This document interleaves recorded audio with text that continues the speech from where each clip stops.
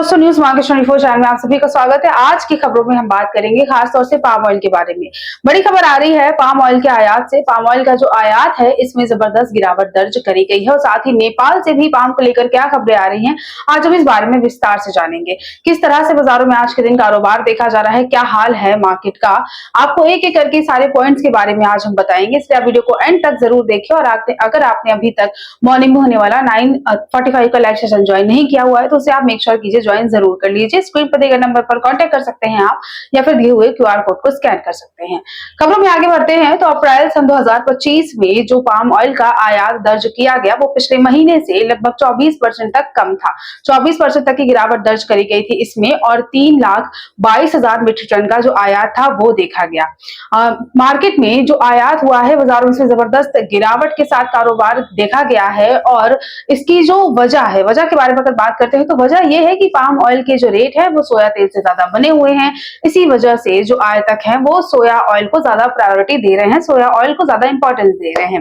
लेकिन अनुमान ये है कि पाम ऑयल का जो रेट है वो आने वाले टाइम में सोया तेल से नीचे आ सकता है, जिसकी वजह से अप्रैल का तो जो आयात था उसमें तो गिरावट आई ही, लेकिन जो मई का आयात होगा उसमें आपको बढ़त ही देखने को मिलेगी।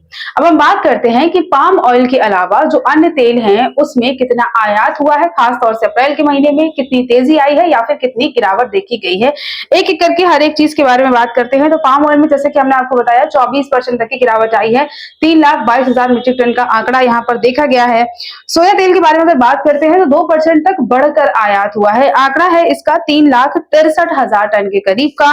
सूरजमुखी तेल में 6% तक की गिरावट आई है, 1,80,000 मीट्रिक टन का जो आयात है वो देखा गया है। कुल मिलाकर जो खाद्य तेल है इसमें 11% तक की गिरावट दर्ज करी गई और 8,65,000 टन के करीब का आंकड़ा देखा गया।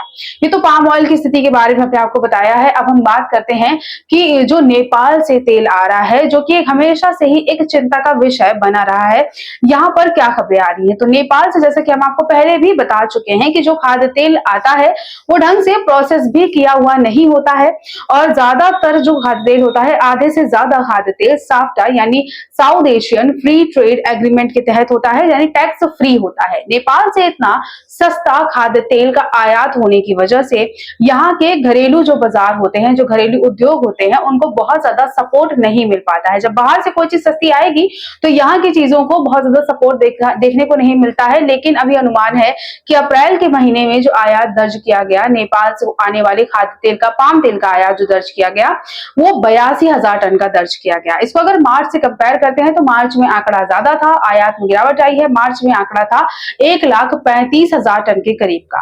सरकार से हमेशा ये अपील करी जा रही थी कि सरकार ऐसी कोई सख्त नीति अपनाए जिसकी वजह से नेपाल से आने वाले सस्ते खाद्य तेल आयात पर थोड़ा सा नियंत्रण रखा जाए।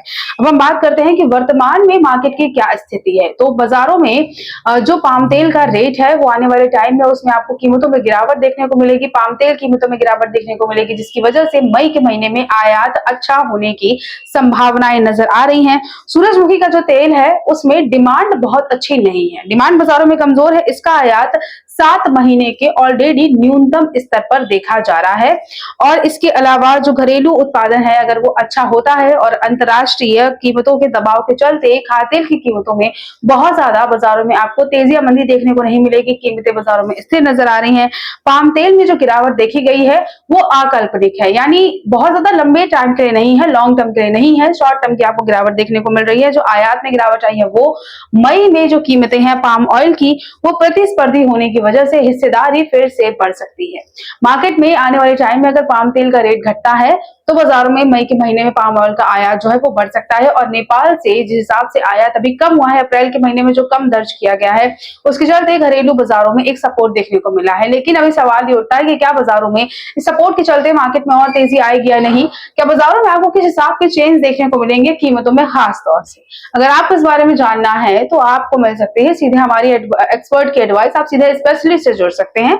ज्वाइन कीजिए अभी हमारा प्रीमियम और सेमी प्रीमियम प्लान। स्क्रीन पर जो नंबर आ रहा होगा उस पर आप कांटेक्ट कर सकते हैं, दिए गए क्यूआर कोड को स्कैन करके जुड़ सकते हैं न्यूज मार्केट 24 के साथ। तो आज की खबरों में सिर्फ इतना ही, मिलते हैं आपसे अगले वीडियो के साथ। तब तक के लिए stay healthy, stay safe. Thanks for watching bureau report news market 24।